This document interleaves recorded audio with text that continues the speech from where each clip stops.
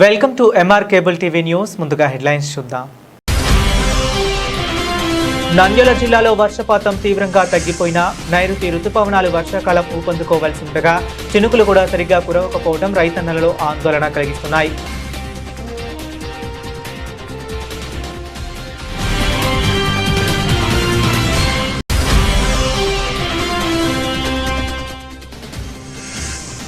Nandyal registration కార్యాలయం వద్ద registration సేవా కేంద్రాలను రద్దు చేయాలనే జీవోను ఉపసంహరించుకోవాలి. Stamp writers and vendors association నాయకులు నిరసన.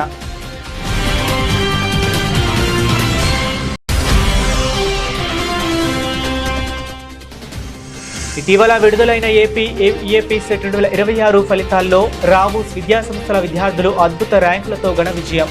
విద్యార్థులను అభినందించిన డైరెక్టర్ మోని చంద్ర.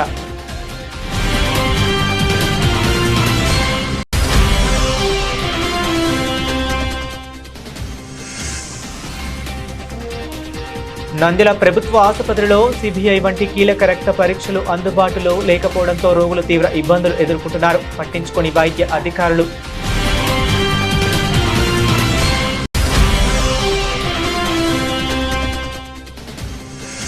బనగానపల్లె నందవరం గ్రామంలో ఆర్టీసీ బస్ డ్రైవర్ దాడి ఘటన తీవ్ర ఉద్రిక్తతకు దారితీసింది. ప్రయాణికుడు శేషుకు గాయాలు. బస్సుకు అడ్డంగా పడుకున్న బాధితుడు కృష్ణ.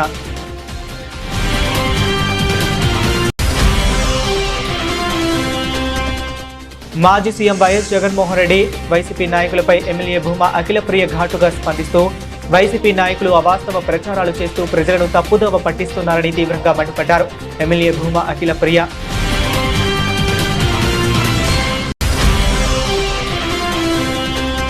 ఢోన్ పట్టణంలో తెల్లవారుజామున ఉద్రిక్త పరిస్థితులు నెలకొన్నాయి.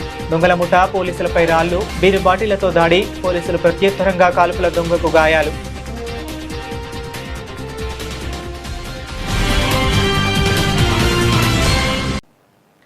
నంద్యాల జిల్లాలో వర్షపాతం తీవ్రంగా తగ్గిపోయింది. సాధారణంగా నైరుతి రుతుపవనాలు ప్రారంభమైన తర్వాత జూన్ నెలలో వర్షాకాలం ఊపందుకోవాల్సి ఉండగా ఈసారి మాత్రం చినుకులు కూడా సరిగా కురవకపోవటం ఆందోళన కలిగిస్తుంది. జూన్ నెలలో నమోదవ్వాల్సిన సాధారణ వర్షపాతం కన్నా గణనీయంగా తక్కువగా వర్షాలు కురవటం వల్ల వ్యవసాయ రంగంపై ప్రభావం స్పష్టంగా కనిపిస్తుంది. ముఖ్యంగా వరి నారుమల్ల సాగు చేపట్టిన రైతులు తీవ్ర ఆందోళనలో ఉన్నారు. నీటి కొరత కారణంగా కొన్ని ప్రాంతాల్లో నారుమల్లు ఎండిపోయే సూచనలు కనిపిస్తున్నాయి. శాస్త్రవేత్తల ప్రకారం ఎలినో ప్రభావం వల్ల వర్షపాతం అసమానంగా ఉండే అవకాశం ఉంది. కొన్ని చోట్ల తక్కువ వర్షాలు, మరికొన్ని ప్రాంతాల్లో ఆలస్యంగా వర్షాలు కురిసే పరిస్థితి ఏర్పడుతుందని సూచిస్తున్నారు. రైతులు పరిస్థితులకు అనుగుణంగా పంటల ఎంపిక, నీటి వినియోగంలో జాగ్రత్తలు తీసుకోవాలని సూచించారు. మన అత్యల్ప వర్షపాతం జిల్లాలైన కర్నూలు, నంద్యాలలో ఎల్నినో ఫోర్కాస్ట్ ప్రభావం ఉండవచ్చు అని మనకు వాతావరణ శాఖ తెలిపింది. ఈ నేపథ్యంలో మనము ఇప్పటిదాకా వర్షాలు పడలేదు. కాకపోతే జూలైలో వర్షాలు పడినప్పుడు మనము ఏ పంటలు సాగు చేసుకోవచ్చు అనే విషయాన్ని క్లుప్తంగా పత్రికల ద్వారా తర్వాత వివిధ మీటింగ్స్లో కూడా వివరించడం జరిగింది. ముఖ్యంగా మనము ఈ ఎల్నినో సిచ్యుయేషన్లో జూలై మాసంలో వేరుశనగ కానీ, కంది కానీ, జొన్న కానీ, చిరుధాన్యాలైన కొర్ర కానీ, బాజ్రా పంట కానీ, ప్రొద్దుతిరుగుడు కానీ, ప్రత్తి కానీ సాగు చేసుకోవచ్చు. ముఖ్యంగా మనము ఈ కంది పంటను అంతర పంటగా కూడా సాగు చేసుకోవచ్చు. వేరుశెనగతో కానీ, లేదా ఆముదంతో కానీ, లేదా బాజ్రాతో కానీ అంతర పంటగా కూడా విత్తుకోవచ్చు. సో ఈ ముఖ్యమైన పంటలలో మనము ఏ రకాలను సాగు చేసుకోవాలి, తర్వాత ఈ విత్తనాలు ఎక్కడి నుంచి సేకరించుకోవాలి అనే వివరాలు కూడా మనకు లభిస్తాయి. రిజిస్ట్రేషన్ సేవా కేంద్రాలను రద్దు చేయాలనే జీవోను ప్రభుత్వం వెంటనే ఉపసంహరించుకోవాలని stamp writers and vendors association నాయకులు రమేష్, ఫారూక్, మాలిక్, విశ్వనాథం, శివరాం తదితరులు ఇన్ఛార్జ్ రిజిస్టర్ గోపాల్కు వినతిపత్రం అందజేశారు. ఈ సందర్భంగా వారు మాట్లాడుతూ ప్రభుత్వం వారు ప్రవేశపెట్టబోవు రిజిస్ట్రేషన్ సేవా కేంద్రాలను రద్దు చేయాలని, ఇందుకై ప్రతిపాదించిన జీవో ఎంఎస్ నెంబర్ 396ను ప్రభుత్వం వెంటనే ఉపసంహరించుకోవాలని డిమాండ్ చేశారు. వీటి వల్ల ప్రజల ఆస్తులకు భద్రత లోపించడమే కాక అనేక సంవత్సరాలుగా దస్తావేజులు వ్రాసుకుంటూ దస్తావేజులు లేఖరులను స్టాంపు వెండర్లుగా జీవనాన్ని కొనసాగిస్తున్న దస్తావేజు లేఖర్ల జీవనోపాధికి విఘాతము కలిగే పరిస్థితి ఏర్పడే అవకాశం ఉందన్నారు. ఈ విషయములను గురించి రాష్ట్ర వ్యాప్తంగా ఉన్న దస్తావేజు లేఖర్ల స్టాంపు వెండర్ల నిరసనలు చేస్తున్న నేపథ్యంలో ఈ రోజు నుండి నంద్యాల జిల్లా పరిధి దస్తావేజు లేఖర్లు స్టాంపు వెండర్లు శాంతియుతంగా నిరసనలు ప్రారంభించారని, కావున ఈ విషయాలను ప్రభుత్వం వారు దృష్టిలో ఉంచుకొని జీవో ఎంఎస్ నెంబర్ 396ను రద్దు చేయాలని, రిజిస్ట్రేషన్ శాఖను ప్రైవేటు పరము కాకుండా ఆపాలని, ప్రజల ఆస్తులకు భద్రత కల్పించాలని, రిజిస్ట్రేషన్ డిపార్ట్మెంట్ని నమ్ముకుని దస్తావేజు లేఖరులుగా స్టాంపు వెండర్లుగా కొనసాగుతూ కుటుంబాలను పోషించుకుంటున్న మమ్మలను, మా కుటుంబాలను ఆదుకోవాలని వారు కోరారు.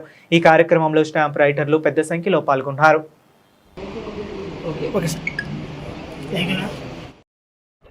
రాష్ట్ర ప్రభుత్వం ప్రైవేటీకరణ, రాష్ట్ర ప్రభుత్వం రిజిస్ట్రేషన్ డిపార్ట్మెంట్లో ప్రైవేటీకరణ తీసుకురావాలని ఆలోచిస్తున్నారు. అది సరైనది కాదు.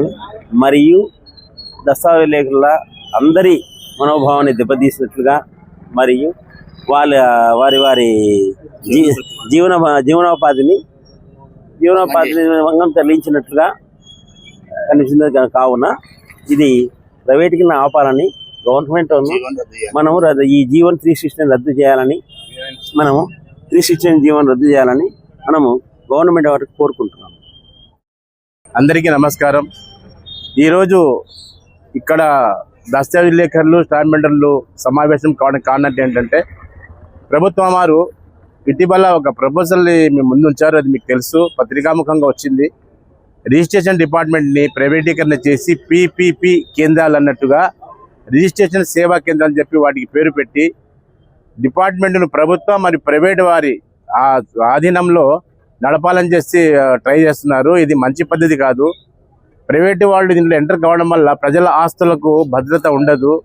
అదేవిధంగా రాష్ట్ర వ్యాప్తంగా దస్తావేజు లేఖర్లు, స్టాంప్ వెండర్లు దాదాపు 1,00,000కు పైగా కుటుంబాలు ఈ వృత్తిలో రిజిస్ట్రేషన్ డిపార్ట్మెంట్ నమ్ముకొని జీవితాలు గడుపుతున్నాయి. అటువంటి జీవనోపాధి కోల్పోవడానికి అవకాశం ఉంది. అంతేకాకుండా ఈ ప్రభుత్వం ప్రవేశపెడుతున్న విధి విధానాలు సరి అయినవి కావని, ప్రభుత్వం వీటి మీద ఒకసారి దృష్టి పెట్టి మరి ఆలోచించాలని, ఒక మంచి చేయడం వల్ల 10 మందికి చెడు కలుగుతుందంటే దాన్ని ఆపాల్సిన అవసరం ఎంతైనా ప్రభుత్వానికి ఉంది. కాబట్టి దయచేసి ప్రభుత్వం వారు ఈ విషయాన్ని, మా జీవితాలను కూడా దృష్టిలో ఉంచుకొని, అదేవిధంగా ప్రభుత్వ ఆస్తులకు భద్రత కోల్పోకుండా ప్రైవేటీకరణ ఆపాలని మేము శాంతియుతంగా నిరసన బ్లాక్ బ్యాడ్జ్లు ధరించి నిరసన తెలుపుతున్నాము. కాబట్టి ఈ విషయాన్ని ప్రభుత్వం దృష్టికి మీరు తీసుకెళ్లాలని మేమందరినీ మనసా కోరుకుంటున్నారు. ప్రజలకు మరియు మీడియా మిత్రులకు నా నమస్కారం. ఈ మధ్యకాలంలో ప్రవేశపెట్టిన ప్రభుత్వం వారు జీవో నెంబర్ 396 జీవోను వెంటనే రద్దు చేయాలని ప్రభుత్వాన్ని కోరుతున్నాను. ఎందుకంటే ఈ 396 జీవోలో ప్రైవేట్ పరం అంటే ఫ్రంట్ ఆఫీస్, బ్యాక్ ఆఫీస్ అని కొన్ని వస్తున్నాయి. ఇప్పుడు ఒక రిజిస్ట్రేషన్కు 2,500 కట్టాలంట. ఎక్కడి నుంచి కడతారు? 2,500 రూపాయలు కట్టి లోపల పోవాలి. అందులో ఎలాంటి తప్పులు ఉంటాయో ఏముంటాయో మనకు తెలియదు. ఇంకోటి ఏంటంటే విషయము, ప్రస్తుత పరిస్థితులలో ఎలాంటి ఖర్చు లేకుండా వచ్చే ఆదాయం ఏంటంటే ఒక రిజిస్ట్రేషన్ డిపార్ట్మెంటే. అలాంటిది సర్వరే సరిగ్గా పనిచేయట్లేదు. ఈ సర్వర్ సరిగ్గా పనిచేయక వీళ్ళు చేతగాక ప్రభుత్వానికి ప్రైవేట్ పరం చేస్తూ అంటున్నారు. వీళ్ళకు ఈ సర్వర్ అనేది కరెక్ట్గా పనిచేసే ప్రైవేట్ పరం చేయాల్సిన అవసరం ఏముంది వీళ్ళకు? కాబట్టి దయచేసి ప్రభుత్వం వారు ఈ 396 జీవోను వెంటనే రద్దు చేసుకొని, దీనివల్ల జీవనవృత్తిని పొందే దస్తావేజు లేఖర్లు రాష్ట్రమంతటా కలుపుకుంటే 1,00,000కు పైనే ఉన్నారు. వీళ్ళ జీవనానికి భంగం కలిగించకుండా చూడాలని నేను కోరుతున్నాను. ఇటీవల విడుదలైన ఈఏపీ సెట్ 2026 ఫలితాల్లో రావుస్ విద్యాసంస్థల విద్యార్థులు అద్భుత ర్యాంకులతో ఘన విజయం సాధించారని కళాశాల chairman Shri AMV Apparao, director Moni Chandra తెలిపారు. అగ్రికల్చర్ విభాగంలో 635, 717 ఎం వైష్ణవి ర్యాంకులు సాధించగా, ఇంజనీరింగ్ విభాగంలో A Tirumanjari 1696, S Lakshmi Prasanna 1857, S Charan Teja 3221, S Karthik 3269 ఉత్తమ ప్రతిభ కనబరిచారని పేర్కొన్నారు. అగ్రికల్చర్, ఫార్మసీ విభాగాల్లో 1000 మందిలోపు 3, 5000 మందిలోపు 10 మంది, అలాగే ఇంజనీరింగ్ 2000 లోపు 2, 5000 లోపు 4 విద్యార్థులు నిలిచారని డైరెక్టర్ వివరించారు. 2 విభాగాల్లో కలిపి 15000 లోపు అత్యధికంగా 46 మంది ర్యాంకులు కైవసం చేసుకున్నట్లు తెలిపారు. కళాశాల ప్రారంభం నుంచే ప్రత్యేక ఈఏపీ సెట్ కోచింగ్, ప్రతి సోమవారం పరీక్షలు, అధ్యాపకుల కౌన్సిలింగ్ తరగతులే ఈ విజయానికి కారణమని యాజమాన్యం స్పష్టం చేసింది. ఈ సందర్భంగా ప్రతిభ చాటిన విద్యార్థులను, అధ్యాపకులను, తల్లిదండ్రులను వారు అభినందించారు. ఈ కార్యక్రమంలో ప్రిన్సిపాల్ రొడ్డా సుంకయ్య, డి జగదీష్ రావు, సంగ మహేశ్వరయ్య, నారాయణ స్వామి పాల్గొన్నారు.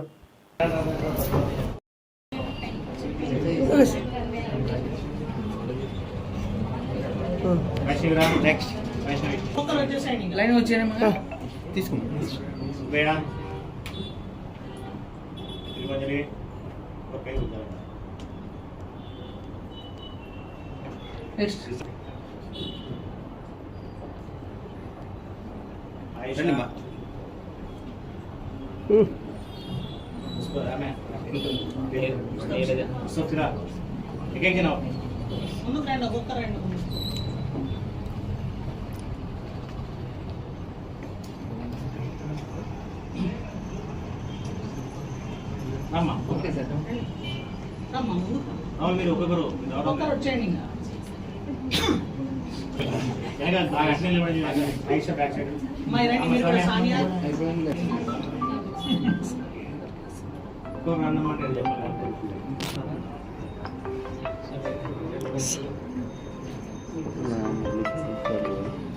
అన్నా ఓకేనా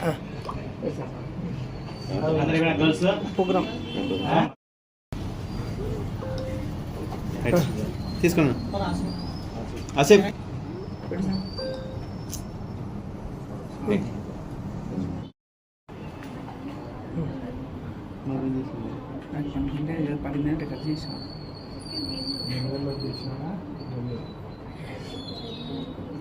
టెన్త్ క్లాస్ సార్ ನೋಡೋಡಿ sir ಕುರ್ಕು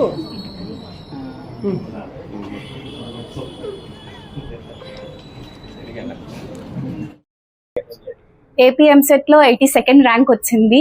first I congratulate everyone here for getting great ranks and the reason is parents. వాళ్ళ సపోర్ట్ ఉండబట్టే ఇంత దాకా వచ్చాను. And Moni sir, Apparao sir వీళ్ళంతా నా వెనకాల నిలబడి నేను చేసిన తప్పుల్ని కరెక్ట్ చేశారు. సీనియర్ మోస్ట్ ఫ్యాకల్టీ ద్వారా నేను చేసిన తప్పుల్ని కరెక్ట్ చేసుకొని ఇంత దాకా వచ్చాను. అండ్ మెటీరియల్స్, ప్రతి వీక్ జరిగే ఎగ్జామ్స్, వాటన్నిట్లో నేను నా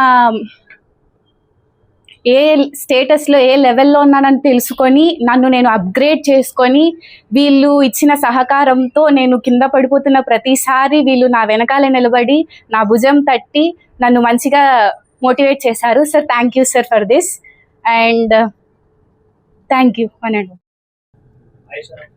Hello everyone, I am Ishrat Sultana. I completed my 11th and 12th standard in Rouse Junior College. I'm so happy to say that I secured 1859 rank in MSET exams.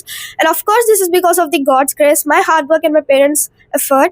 And of course, definitely, the senior most faculty in the college played a very big role, like Roshan sir, Sudhakar sir, Raghuram sir, and Sriman Narayana sir. And of course, the management was so perfect in managing everything.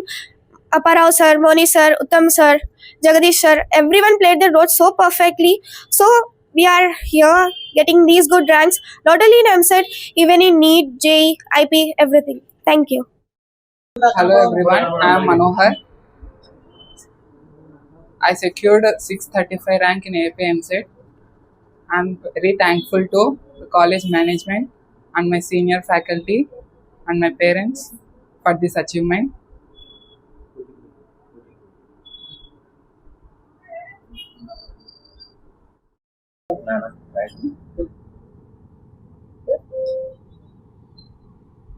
Nandyal జిల్లా మరియు పరిసర ప్రాంతాల ప్రజలకు నమస్కారం. నిన్న వెలువడినటువంటి AP EAPCET 2026 ఫలితాలలో రావుస్ జిల్లా leading ఫలితాలు సాధించిందని తెలియజేయటకు సంతోషిస్తున్నాను. చూస్తే నిన్న వెలువడినటువంటి ఏపీ ఎప్సెట్ ఫలితాల్లో అగ్రికల్చర్ అండ్ ఫార్మసీ విభాగంలో Hasini state level 82nd rank మన నంద్యాలలో 100 లోపు సాధించిన విద్యార్థి, 100 లోపు స్టేట్ లెవెల్ ర్యాంక్ సాధించిన విద్యార్థి నర్ల హాసిని 82 ర్యాంక్, వెంకట మనోహర్ 635 ర్యాంక్, మిద్దె వైష్ణవి 717 ర్యాంక్. చూస్తే 1000 లోపు 3 విద్యార్థులు సాధించడం జరిగింది అగ్రికల్చర్ అండ్ ఫార్మసీ విభాగంలో. అదేవిధంగా Sheikh Sameera 2431 rank, Lakshmi Neeraja 2569 rank, Nayan 3043 rank, Mustabira Sira 3175 rank, Sania 3984, Venkata Suvedita 4569 rank. అదేవిధంగా ఇంజనీరింగ్ విభాగంలో Tirumanjari 1696 rank, Ishrat Sultana 1859 rank, Ruqaiya 3221 rank, Ayesha 3269 rank. ఈ విధంగా చూస్తే ఇంజనీరింగ్ విభాగంలో మొత్తంగా 2000 లోపు 2, 5000 లోపు 4, 10,000 లోపు 13 మంది విద్యార్థులు, 15,000 లోపు 20 మంది విద్యార్థులు సాధించడం జరిగింది. అదేవిధంగా అగ్రికల్చర్ అండ్ ఫార్మసీ విభాగంలో 1000 లోపు 3, 3000 లోపు 6, 5000 లోపు 10 మంది విద్యార్థులు, 10,000 లోపు 21 మంది విద్యార్థులు సాధించడం జరిగింది. మొత్తంగా అగ్రికల్చర్, ఫార్మసీ మరియు ఇంజనీరింగ్ విభాగంలో 15,000 లోపు 46 మంది విద్యార్థులు సాధించి జిల్లా లీడింగ్ రిజల్ట్ ప్రొడ్యూస్ చేయడం జరిగింది. నంద్యాల సీజనల్ వ్యాధులు విజృంభిస్తున్న వేళ పేదలకు ఉచితంగా నాణ్యమైన వైద్య సేవలు అందించాల్సిన ప్రభుత్వ సర్వజన ఆసుపత్రిలోనే రక్త పరీక్షల సేవలు నిలిచిపోవటం ఆందోళన కలిగిస్తుంది. నంద్యాల ప్రభుత్వ సాధారణ ఆసుపత్రిలో సిబిపి వంటి కీలక రక్త పరీక్షలు అందుబాటులో లేకపోవడంతో రోగులు తీవ్ర ఇబ్బందులు పడుతున్నారు. రోజుకు 1200 నుంచి 1400 వరకు ఓపీకి రోగులు వస్తుండగా ఆసుపత్రిలో 499 పడకలు ఉండి సుమారు 350 మంది వరకు ఇన్ పేషెంట్లు చికిత్స పొందుతున్నారు. అయినప్పటికీ సాధారణంగా చేయాల్సిన సిపిపి పరీక్షలు కూడా అందుబాటులో లేవని వైద్యులు చెబుతూ రోగులను ప్రైవేటు ల్యాబ్లకు పంపిస్తున్నారు. దీంతో పేద రోగులు కనీసం 300 ఖర్చు చేసి బయట పరీక్షలు చేయించుకోవాల్సి వస్తుందని ఆవేదన వ్యక్తం చేస్తున్నారు. ముఖ్యంగా గర్భిణులు హిమోగ్లోబిన్ పరీక్షల విషయంలో తీవ్ర ఇబ్బందులు ఎదుర్కొంటున్నారు. గత 5 రోజులుగా ఈ పరిస్థితి కొనసాగుతుందని రోగులు చెబుతున్నారు. ఈ విషయంపై ఆర్ఎంఓ మహమ్మద్ రఫీ స్పందిస్తూ సిబిఐ పరీక్షలు నిలిచిపోయిన విషయం మా దృష్టికి రాలేదు. కిట్లు లేకపోతే వెంటనే తెప్పిస్తాం. అవసరమైతే లోకల్ బడ్జెట్ నుంచి నిధులు వినియోగించి అన్ని రకాల రక్త పరీక్షలు ఆసుపత్రిలో నిర్వహిస్తాం అని తెలిపారు.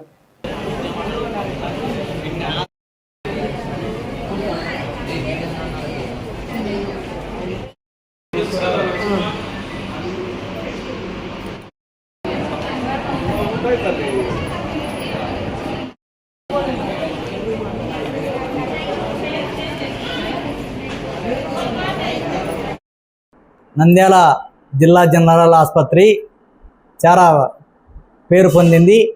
ఇక్కడ రోజువారీగా 1200 నుంచి 1500 మంది ఓపీ జరుగుతుంది. అయితే ఇప్పుడు వర్షాకాలం సమీపిస్తుండడంతో సీజనల్ వ్యాధులు ఎక్కువైపోతున్నాయి. ఇక్కడికి వచ్చేటువంటి రోగులు రక్త పరీక్ష చేయించుకోవాలంటే బయటికి వెళ్ళాల్సినటువంటి దుస్థితి ఏర్పడుతుంది.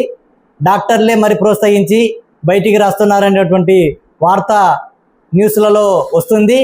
ఇటువంటి వారిపైన ఖచ్చితంగా చర్యలు తీసుకోవాలా. ప్రభుత్వ ఆసుపత్రికి వచ్చేటువంటి రోగులందరూ సాధారణమైనటువంటి ప్రజలు, వాళ్ళు ప్రైవేట్ ఆసుపత్రులకు వెళ్ళలేక ప్రభుత్వ ఆసుపత్రిలో మెరుగైన వైద్యం అందుతుంది అనేటువంటి దృఢ సంకల్పంతో వాళ్ళందరూ వస్తుంటే ఇక్కడ ఉన్నటువంటి డాక్టర్లే బయటికి రక్త పరీక్ష చేయించుకొని రాపో, ఇక్కడికి వచ్చిన తర్వాత ట్రీట్మెంట్ ఇస్తామని చెప్పడం అనేటువంటిది చాలా దుర్మార్గము. అటువంటి ఏ ఒక్క డాక్టర్ రాసినా కూడా వారిపైన కఠినమైనటువంటి చర్యలు తీసుకోవాలని చెప్పేసి సిపిఎం పార్టీగా డిమాండ్ చేస్తున్నాం. గత సంవత్సర కాలంలో సెప్టెంబర్ నెలలో జిల్లా కలెక్టర్ గారు రక్త పరీక్ష చేయించేందుకు ప్లేట్లెట్స్ను చూసి తలసేమియా వ్యాధులైతే పిల్లలకైతేనేమి, ఆ వ్యాధులు ఎవరైతే ఇబ్బందులు పడుతున్నారో వారి కోసం అయితేనేమి, సీజనల్ వ్యాధులు వస్తున్నటువంటి వాళ్ళకు కూడా రక్త పరీక్ష చేయించేందుకు సొంత నిధులతో కలెక్టర్ గారు ఒక మిషన్ అప్పగిస్తే వాటిని నేటి వరకు కూడా వాడకపోవడం అనేటువంటిది చాలా దుర్మార్గము. వాటిని ఉపయోగించకుండా నిరుపయోగము చేసేటువంటి రీతిలో ఉంది. ఏమైనా అడిగితే వీటికి అనుమతి రాలేదు, అనుమతి వచ్చిన తర్వాత వాడతాము, చేస్తాము, చూస్తాము అనేటువంటిది చాలా దుర్మార్గము. ఇది అధికారుల నిర్లక్ష్యమే. ఇప్పటికైనా కానీ ప్రజలకు ఉపయోగపడే దానిపైన వెంటనే శ్రద్ధ తీసుకొని వాటికి అనుమతులు తీసుకొచ్చే విధంగా కూడా ఆసుపత్రి సూపరింటెండెంట్ గారు అయితేనేమి, మిగిలిన డాక్టర్లు అయితేనేమి ఖచ్చితంగా చర్యలు చేపట్టాలా.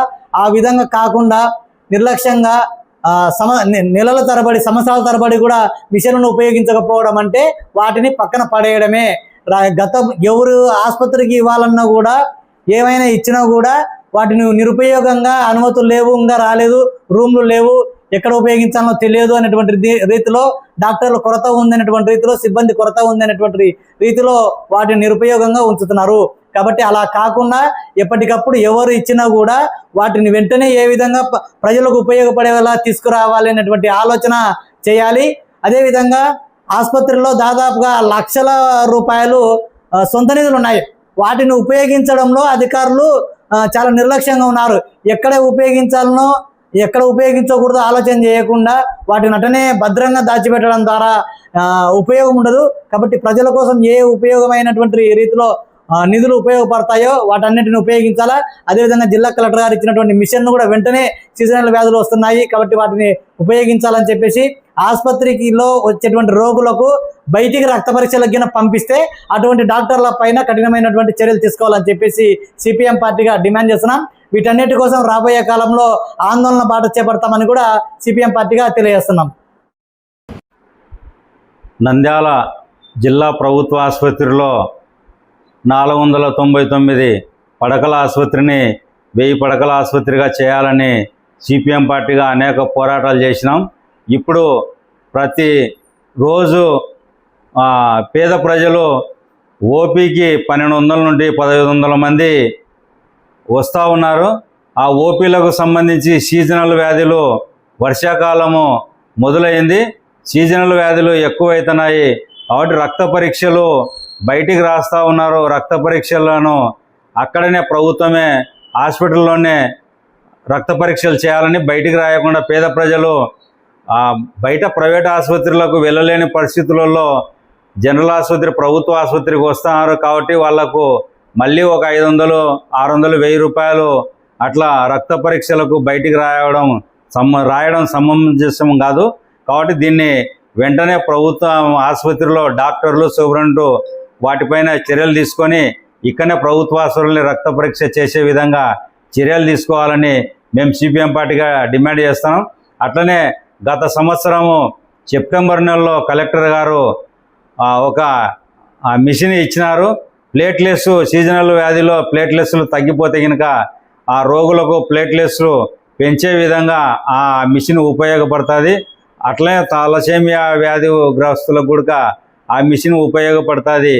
ఆ మిషన్ ఇప్పటి వరకు పర్మిషన్ రాలేదని డాక్టర్లు, సూపరింటెండెంట్ చెప్తున్నారు. ఆ మిషన్ వెంటనే ఆ సీజనల్ వ్యాధులు మొదలవుతున్నాయి కాబట్టి టైఫాయిడ్, మలేరియా వచ్చి ప్లేట్లెస్లు తగ్గిపోయే పరిస్థితి ఉంది. కాబట్టి పేద ప్రజల కోసం తెచ్చినటువంటి కలెక్టర్ గారు తెచ్చినటువంటి ఆ మిషన్ని తొందరగా పర్మిషన్ తీసుకొని వచ్చి ఆ మిషన్ వెంటనే ప్రారంభోత్సవం చేసి ఆ ప్లేట్లెస్లు తగ్గిపోయిన వాళ్ళకు పెంచే విధంగా చర్యలు తీసుకోవాలని మేము సిపిఎం పార్టీగా డిమాండ్ చేస్తున్నాం. లేని పక్షంలో ఇవి చేయకుండా కనుక సిపిఎం పార్టీగా పెద్ద ఎత్తున జనరల్ హాస్పిటల్ ముందు పోరాటం చేయడానికి సిపిఎం పార్టీగా ముందు ఉంటామని తెలియజేస్తూ, వెంకటలింగం, సిపిఎం పార్టీ పట్టణ కార్యదర్శి వర్గ సభ్యులు. నంద్యాల జిల్లా బనగానపల్లె మండలం నందవరం గ్రామంలో ఆర్టీసీ బస్సు డ్రైవర్ దాడి ఘటన తీవ్ర ఉద్రిక్తతకు దారితీసింది. ప్రయాణికుడు శేషు కృష్ణపై డ్రైవర్ బాలయ్య చేతి కడియంతో దాడి చేయడం, ఆయన రక్త గాయాల పాలయ్యాడు.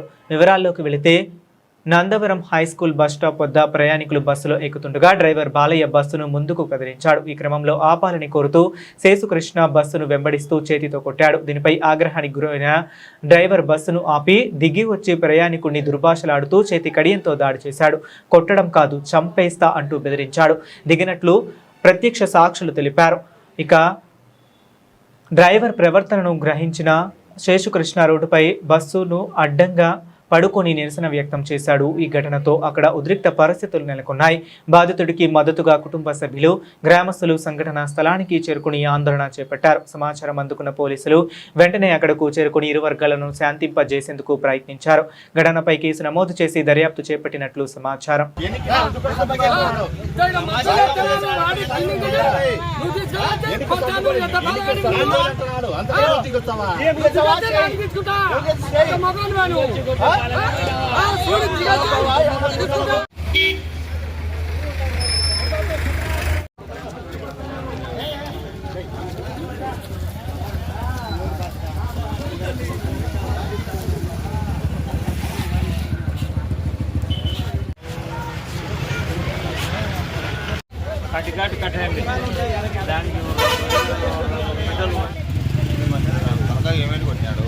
రాటు తీసుకున్నాట మళ్ళవాడు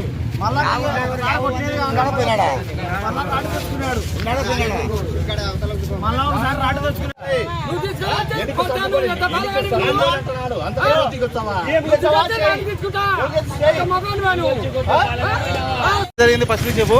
ఫస్ట్ బస్సు నిలబెట్టినాడు, వారకు నిలబడి బస్సు పోతుంటే నేను డోర్ కొట్టా.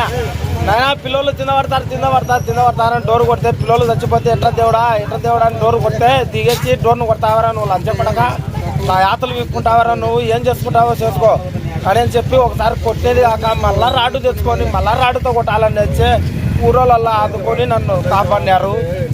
నీ బుద్ధి అని చెప్పుకోపో, నా యాతలు వీక్కలేరు అంటున్నాడు ఆయన. డ్రైవరే, ఈ డ్రైవరే. స్కూల్ పిల్లలకు లేట్ అవుతుంది, నా పిల్లలకు ఆడ బస్సు తగ్గిపోతుంది, ఆడ స్కూల్కి పోతున్నారు పిల్లలు. ఎక్కలేకనే నేను ఆడ చదివించుకుంటున్నాను పిల్లలను. తండ్రి భగవంతుడా, పిల్లల కోసం ఆలోచన చేసి నేను ఇంత కష్టపడుతున్నాను. బాధ చూడరు దేవుడా తండ్రి. బస్సులో నెలలు కానీ చాలా మంది నాకెళ్ళి ఎవరు సపోర్ట్ చెప్పలే. ఎవరు ఈ ఊరే, నందవరమే. ఏం పేరు నీ పేరు? నా పేరు విద్యాశేష కృష్ణ. పిల్లలకు నిలబెట్టడం అంటే నిలబెట్టడానికి ఆయన డోర్లో నిలబడినారు పిల్లలు అంటే పట్టుపోతున్నాడు. బస్సు ఏం చేశానంటే మామూలుగా నిలబెట్టమన్నారు, నిలబెట్టినాడు. నిలబెట్టినాక పిల్లలు అందరిలో మళ్ళీ కదిలించినాడు. లోపలికి సర్దుకోరిమ్మన్నాడు. అంతలేకొచ్చి డ్రైవర్ ఆపి దిగొచ్చి కొట్టినాడు. డ్రైవర్ది భారీ తప్పు. మళ్ళీ కొట్టినది కాకుండా మళ్ళీ పోయి బస్సులోకి పోయి మళ్ళీ రాడు తెచ్చుకొని రాడుతో కొట్టే ప్రయత్నం చేసినాడు. అది డ్రైవర్ది భారీ తప్పు. దీని మటుకు మేము వచ్చి ఖండిస్తున్నాం. తప్పన డ్రైవర్దే ఎక్కువ ఓవర్ అయింది. నంద్యాల జిల్లా ఆలగడ్డ మాజీ సీఎం వైఎస్ జగన్మోహన్ రెడ్డిపై వైసీపీ నాయకులపై ఎమ్మెల్యే భూమా అఖిలప్రియ ఘాటుగా స్పందించారు. వైసీపీ నాయకుల అవాస్తవ ప్రచారాలు చేస్తూ ప్రజలను తప్పుదోవ పట్టిస్తున్నారని తీవ్రంగా మండిపడ్డారు. వైసీపీ నాయకులకు పని లేక ఇష్టానుసారం వ్యాఖ్యలు చేస్తున్నారని, ఇలాంటి పరిస్థితుల్లో వారికి సరైన దిశ చూపాల్సిన అవసరం ఉందని వ్యాఖ్యానించారు. ప్రతి నియోజకవర్గంలో మెంటల్ హాస్పిటల్స్ పెట్టాల్సిన పరిస్థితి వచ్చిందని కటువుగా విమర్శించారు. అమరావతి రాజధాని అంశంపై కూడా ఆమె స్పందిస్తూ, ఒకప్పుడు అసెంబ్లీలో అమరావతికి మద్దతు తెలిపిన జగన్ ఇప్పుడు రాయలసీమ పేరుతో భిన్నంగా మాట్లాడుతున్నారని విమర్శించారు. రాయలసీమపై నిజంగా ప్రేమ ఉంటే కర్నూలును రాజధాని కోరాల్సిందేనని ప్రశ్నించారు.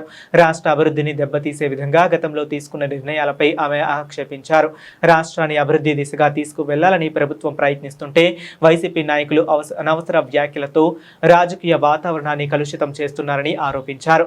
వ్యక్తిగత ఆరోపణలు, వివాదాస్పద వ్యాఖ్యలు చేయడం సరికాదని సూచించారు. అందరికీ నమస్కారాలు. ఈరోజు రాష్ట్రంలో వైఎస్ఆర్సీపీ నాయకులకి ఉద్యోగాలు ఇవ్వాలని చెప్పి లోకేష్ అన్న గారిని నేను కోరుకుంటున్నాను. ఎందుకంటే పాపం రాష్ట్రంలో ఏమి పని పాట లేదు, వాళ్ళకి ఏం చేయాలో అర్థం కావట్లేదు. అన్ని పనులు కూడా రాష్ట్రంలో తెలుగుదేశం పార్టీ కూటమి ప్రభుత్వం నాయకులందరూ కూడా అన్ని చేసుకుంటూ ముందుకెళ్తున్నారు. కాబట్టి ఈరోజు వైసీపీ నాయకులకి ఏం చేయాలో అర్థం కాక ఇష్టం వచ్చినట్టు అవాస్తవాలు మాట్లాడుతూ తప్పుడు ప్రచారాలు చేసుకుంటూ పిచ్చి పట్టినట్టు రోడ్ల మీద తిరుగుతూ పిచ్చి పిచ్చి మాటలు మాట్లాడుతూ తిరుగుతున్నారు. ఈరోజు వైఎస్ఆర్సీపీ నాయకులకి ఏదైతే ఒక మెసేజ్ జగన్మోహన్ రెడ్డి గారు పైనుంచి ఏమి ఇస్తున్నారో తెలియదు, కానీ నిజంగాంటే ఇక్కడ వీళ్ళందరికి కూడా ప్రతి ఒక్క నియోజకవర్గంలో ఒక మెంటల్ హాస్పిటల్ పెట్టి వీళ్ళందరినీ దాంట్లో జాయిన్ చేపిస్తే బెటర్ అని నాకు అనిపిస్తుంది. ఈరోజు జగన్మోహన్ రెడ్డి గారు పైన కూర్చొని ప్రెస్ మీట్లు పెడుతూ ఏం మాట్లాడుతున్నారంటే, నేను చూసిన రాష్ట్రంలో ప్రజలందరూ కూడా అమరావతి క్యాపిటల్ గా ఉండాలనుకుంటే తెలుగుదేశం పార్టీకి ఓటు వేయండి, మావిగన్కి సపోర్ట్ చేయాలనుకుంటే వైసీపీ నాయకులకి ఓటు వేయండి అని చెప్పి మాట్లాడుతున్నాడు. అసలు అమరావతి మన రాజధానిగా మొదటిసారి చంద్రబాబు నాయుడు గారు అసెంబ్లీలో దాని గురించి మాట్లాడినప్పుడు 14-19 టైంలో ఆ రోజు జగన్మోహన్ రెడ్డి గారు లేచి అసెంబ్లీలో మేము అమరావతిలో రాజధాని పెట్టడానికి అన్ని విధాలుగా మేము సహకరిస్తాము, మేము సపోర్ట్ చేస్తున్నామని చెప్పిన వ్యక్తి జగన్మోహన్ రెడ్డి గారు. మళ్ళీ ఇప్పుడు మాట మార్చి ఆయన అధికారంలో ఉన్నప్పుడు ఒక్క రాజధాని పనికిరాదు, నాకు 3 రాజధానులు కావాలని చెప్పి మాట్లాడిన వ్యక్తి ఇదే జగన్మోహన్ రెడ్డి గారు. మళ్ళీ ఇప్పుడు లేదు 3 కాదు, ఎక్కడైతే నేను మావిగన్ అని చెప్పి అంటానో అక్కడ నాకు అమరావతి క్యాపిటల్ కావాలని చెప్పి జగన్మోహన్ రెడ్డి మాట్లాడుతున్నాడు. అసలు నిజంగంటే ఈ వైసీపీ నాయకులు రాయలసీమలో ఉన్న వాళ్ళు రాయలసీమ ఎత్తుపోతులు అంటే అందరు పరిగెత్తుకుంటూ వచ్చి ప్రెస్ మీట్లు పెడతారు. రాయలసీమకు అన్యాయం చేసింది చంద్రబాబు నాయుడు, రాయలసీమకి ద్రోహం చేసిన వ్యక్తి చంద్రబాబు నాయుడు, తెలుగుదేశం పార్టీ అని. మరి నిజంగా రాయలసీమ మీద అంత ప్రేమ ఉంటే అమరావతిలో ఒకవేళ క్యాపిటల్ కాదు అంటే మీ పార్టీ స్టాండ్ ఏమవ్వాలా? కర్నూలులో రాజధాని పెట్టాలని చెప్పి మాట్లాడాలా? ఎందుకు కర్నూలు గురించి ఎవరు మాట్లాడట్లేదు? రాయలసీమలో ఉన్న వైసీపీ నాయకులు రాయలసీమలో రాజధాని పెట్టమని ఎవరు అడగట్లా, కానీ వీళ్ళకి రాయలసీమ మీద ప్రేమ ఉందంట. ఎత్తిపోతల పథకం గురించి మాట్లాడితే వీళ్ళందరూ వచ్చి మాట్లాడుతున్నారు. ఈ రోజు నిజంగంటే రాయలసీమకు గాని రాష్ట్రానికి గాని నష్టం చేసి ద్రోహం చేసిన వ్యక్తి ఎవడైనా ఉన్నాడు అంటే అది జగన్మోహన్ రెడ్డి. ఈ వైసీపీ నాయకులు ఇష్టం వచ్చినట్టు నిర్ణయాలు తీసుకొని ఈ విధంగా రాష్ట్రాన్ని అల్లకల్లోలం చేసి 30-40 సంవత్సరాలు రాష్ట్రాన్ని వెనక్కి లాగేసినారు. మళ్ళీ ఈ రోజు ఒక మంచి ఉద్దేశంతో కూటమి ప్రభుత్వము ఎన్ని ఇబ్బందులు వచ్చినా ఎన్ని కష్టాలు వచ్చినా పరిశ్రమలు తీసుకొచ్చి నిధులు తీసుకొచ్చి ఇబ్బందులు ఉన్నా కూడా రోడ్లు కాలువలు అన్ని విధాలుగా మనం ముందుకెళ్లి ఈరోజు పోటాపోటీ పడి దేశంలోనే నెంబర్ 1 రాష్ట్రంగా మనం ఉండాలని చెప్పి పెట్టుబడులు తీసుకొస్తుంటే జగన్మోహన్ రెడ్డి గారు కూర్చొని పిచ్చి పిచ్చి వ్యాఖ్యలు చేస్తారు. ఒక రోజు ప్రెస్ మీట్ పెట్టి మాట్లాడతారు, నా తండ్రిని చంపింది చంద్రబాబు నాయుడు అని చెప్పి మాట్లాడతాడు, మా బాబాయిని చంపింది చంద్రబాబు నాయుడు చెప్పి మాట్లాడతాడు, ఇంకో రోజు వచ్చి మావిగన్ అంటాడు. నిజంగా మెంటల్ స్టేటస్ ఆయన గురించి మాకు కూడా పాపం నాకు చాలా జాలేస్తుంది. ఎక్కడ ఆయనకి మెంటల్ స్టేటస్ ఇబ్బంది పడుతున్నాడో ఏంటనేది డౌట్ వస్తుంది. అందుకే ఆయన ఏదైతే ఆయన మెంటల్ ఇల్నెస్ వైసీపీ నాయకులు వాళ్ళందరూ కూడా అంటించినట్టున్నారు. అందుకే ప్రతి ఒక్క నియోజకవర్గంలో చంద్రబాబు నాయుడు గారికి ప్రత్యేకంగా వైసీపీ నంద్యాల జిల్లా డోన్ పట్టణంలో తెల్లవారుజామున ఉద్రిక్త పరిస్థితులు నెలకొన్నాయి. దొంగల ముఠా పోలీసులపై రాళ్లు బీరు బాటిళ్లతో దాడి చేయగా పోలీసులు ప్రత్యుత్తరంగా కాల్పులు జరపాల్సి వచ్చింది. వివరాల్లోకి వెళితే తెల్లవారుజామున బొలెరో వాహనంలో డోన్ పట్టణానికి వచ్చిన దొంగల ముఠా రెక్కి నిర్వహిస్తుండగా నైట్ బీట్ పోలీసులు గమనించారు. అనుమానాస్పదంగా కనిపించడంతో వాహనాన్ని ఆపేందుకు ప్రయత్నించగా దొంగల ముఠా వాహనాన్ని పోలీసులపైకి దూసుకెళ్లింది. అదృష్టవశాత్తు పోలీసులు తప్పించుకున్నారు. తర్వాత దొంగల వాహనం జాతీయ రహదారి వైపు పారిపోయింది. వెంటనే సమాచారం ఉన్నతాధికారులకు చేరడంతో పోలీసులు హైవేపై వాహనాలను నిలిపివేసి ట్రాఫిక్ ను అడ్డుకున్నారు. కొంత దూరం వెళ్లిన దొంగల ముఠా వాహనాన్ని ఆపి పోలీసులపై రాళ్లు బీరు బాటిలతో దాడి చేసింది. ఈ దాడిలో హైవే పెట్రోలింగ్ వాహనాలు అద్దాలు ధ్వంసమయ్యాయి. పరిస్థితిని అదుపులోకి తెచ్చేందుకు పోలీసులు కాల్పులు జరపగా ముఠాలో ఒకరికి బుల్లెట్ గాయం అయినట్లు సమాచారం. దొంగల ముఠా అక్కడ నుంచి తప్పించుకుని పరారైంది. ఈ ముఠా పందులను దొంగలించేందుకు వచ్చినట్లు పోలీసులు గుర్తించారు. ఘటనపై కేసు నమోదు చేసి దర్యాప్తు చేపట్టినట్లు పోలీసులు పరారీలో ఉన్న నిందితుల కోసం గాలింపు చర్యలు ముమ్మరం చేశారు. ఈ ఘటనతో డోన్ పట్టణంలో ఉద్రిక్త పరిస్థితులు నెలకొన్నాయి.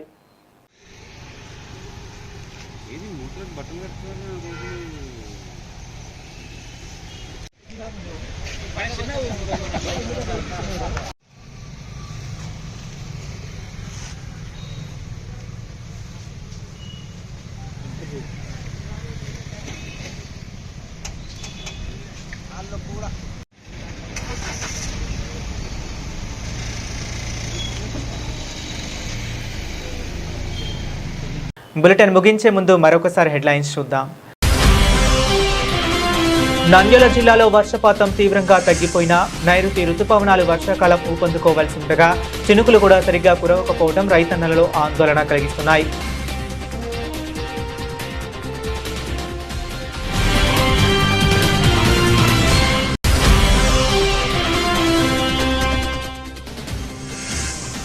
నంద్యాల రిజిస్ట్రేషన్ కార్యాలయం వద్ద రిజిస్ట్రేషన్ సేవా కేంద్రాలను రద్దు చేయాలనే జీవోను ఉపసంహరించుకోవాలి.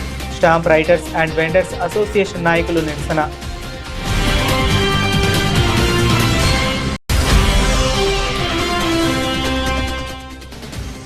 ఇటీవల విడుదలైన ఏపీ సెట్ 2026 ఫలితాల్లో రావుస్ విద్యాసంస్థల విద్యార్థులు అద్భుత ర్యాంకులతో ఘన విజయం. విద్యార్థులను అభినందించిన డైరెక్టర్ మోని చంద్ర.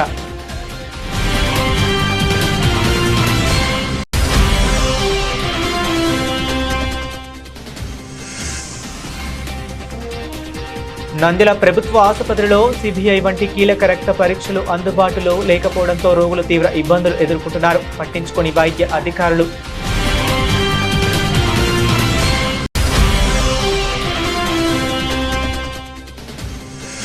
బనగానపల్లె నందవరం గ్రామంలో ఆర్టీసీ బస్ డ్రైవర్ దాడి ఘటన తీవ్ర ఉద్రిక్తతకు దారితీసింది. ప్రయాణికుడు శేషుకు గాయాలు. బస్సుకు అడ్డంగా పడుకున్న బాధితుడు కృష్ణ.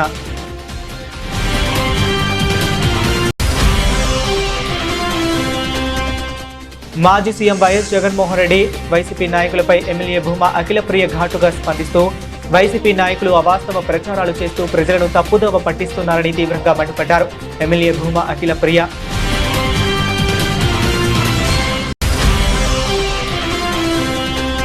ఢోన్ పట్టణంలో తెల్లవారుజామున ఉద్రిక్త పరిస్థితులు నెలకొన్నాయి. దొంగల ముఠా పోలీసులపై రాళ్లు, బీరు బాటిళ్లతో దాడి, పోలీసులు ప్రత్యర్థరంగా కాల్పుల దొంగకు గాయాలు.